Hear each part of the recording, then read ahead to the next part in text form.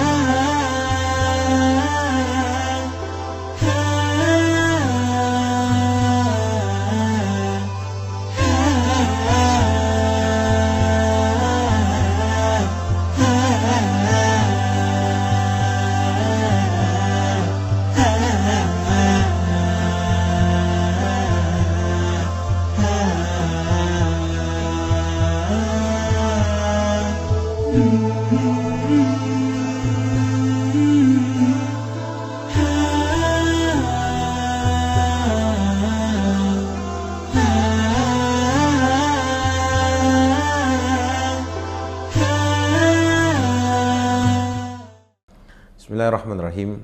Assalamualaikum warahmatullahi wabarakatuh. Alhamdulillah wassalatu wassalamu ala Rasulillah wa ala alihi wa sahbihi wa man wala. Wa ba'd. Kaum muslimin rahmati Allah, sahabat taslih yang dicintai Allah. Dalam dunia keilmuan kita biasa mengenal tentang hak kekayaan intelektual atau bahasa kekiniannya copyright yang sangat-sangat sensitif hari ini. Misal teman-teman mengambil hak mengambil potongan video atau katakanlah instrumen dari orang lain, itu kan ada peraturannya gitu ya. Itu ada aturan mainnya dan itu tidak boleh dilanggar. Hal yang sama sebenarnya. Jauh sebelum hari ini ramai tentang copyright, nggak boleh plagiat atau copy segala macam tanpa hak, itu Islam sudah memulainya sejak jauh hari. Islam sangat menjaga kekayaan intelektual atau bahasa kitanya mungkin yang lebih dikenal amanah ilmiah. Islam fair. Kaum muslimin sangat fair. Sangat mainnya jujur lah ya. Kalau ini dari muslimin dikatakan dari muslimin. Kalau ini hasil kopi dari seseorang yang bukan kaum muslimin sekalipun dijelaskan di situ. Intinya Islam sangat menghargai amanah ilmiah, hak kekayaan intelektual yang tidak boleh sembarangan dilanggar. Dahulu pernah terjadi dalam sejarah terjadi pencurian hak, ya, atau pencurian karya cipta yang harusnya adalah karya besar salah seorang muslim yang bernama Ibnu Nafis, ya, tentang teori peredaran sel-sel darah kecil yang saya baca di sini tentang pulmonary circulation. Karya besar ini yang beliau tuangkan tentang teori peredaran sel-sel darah kecil ini beliau tuangkan dalam sebuah kitab beliau yang berjudul Syarah Tashrih Al-Qanun. Ketika itu ada pencurian hak cipta yang seharusnya buku tersebut, teori tersebut diciptakan oleh salah seorang muslimin atau salah seorang muslim, yaitu Ibnu Nafis, tentang peredaran sel-sel darah kecil, itu akhirnya dicuri oleh seseorang yang bernama, seorang dokter dari Inggris yang bernama William Harvey, yang akhirnya membahas, mengkaji setelah lama ditutupi oleh dia. Lihat, ya, terjadi pencurian karya atau pelanggaran amanah ilmiah yang nantinya yang seharusnya teori tentang peredaran sel-sel darah kecil tadi dinisbahkan kepada Ibnu Nafis, akhirnya salah seorang dokter yang tadi bernama William Harvey tadi mengaku-ngaku dialah penemunya. Dialah penemunya. Ya. Kemudian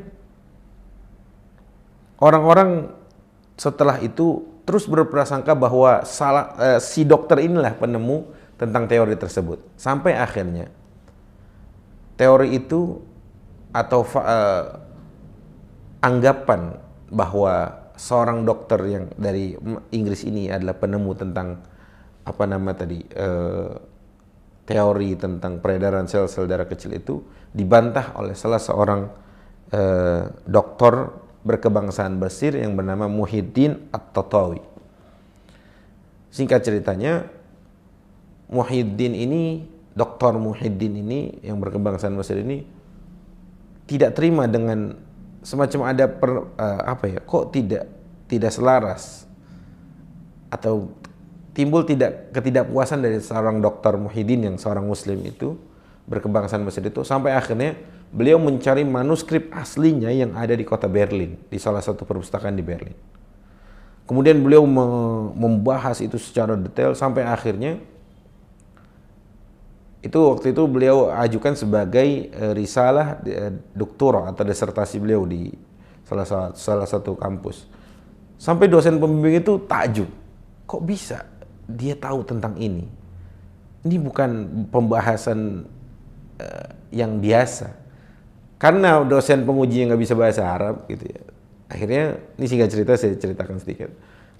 Didatangkanlah salah seorang orientalis yang dari Prancis itu orientalis yang paham bahasa Arab untuk membaca, sampai pada kesimpulannya adalah kitab tersebut atau teori tentang penemuan peredaran sel-sel darah kecil itu adalah ditemukan oleh Ibnu Nafis, seorang muslim tadi.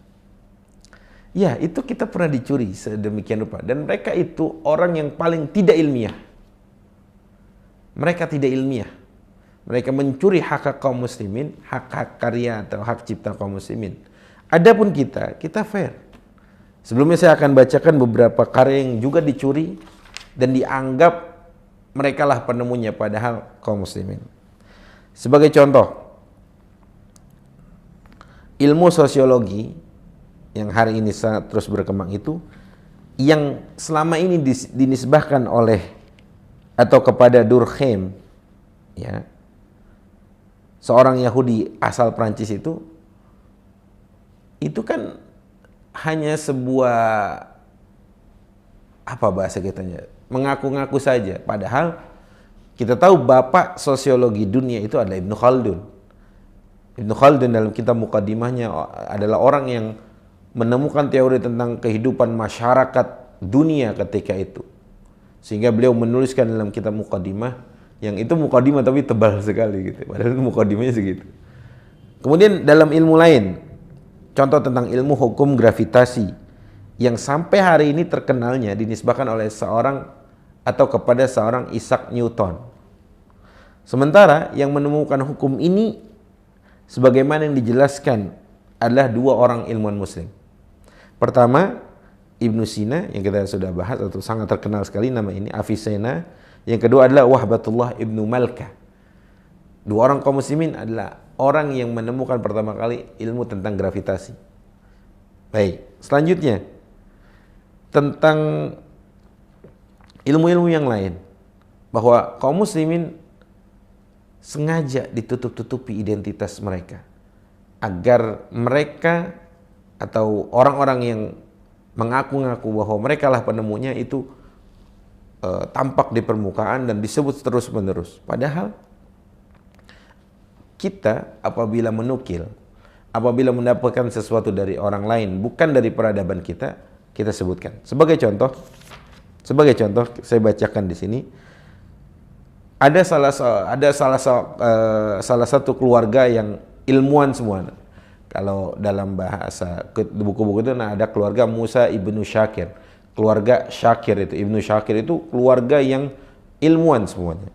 Sebagai contoh, Musa ibn Syakir dalam kitab mereka Ma'rifatu Masahatil Ashkal Al-Basitah Wal Qurawiyah, beliau mengatakan gini, apa yang ditetapkannya, semua yang kami sifatkan dalam buku kami adalah hasil kerja penemuan kami, kecuali pengetahuan menenun dari benang kapas berasal dari penemuan Archimedes.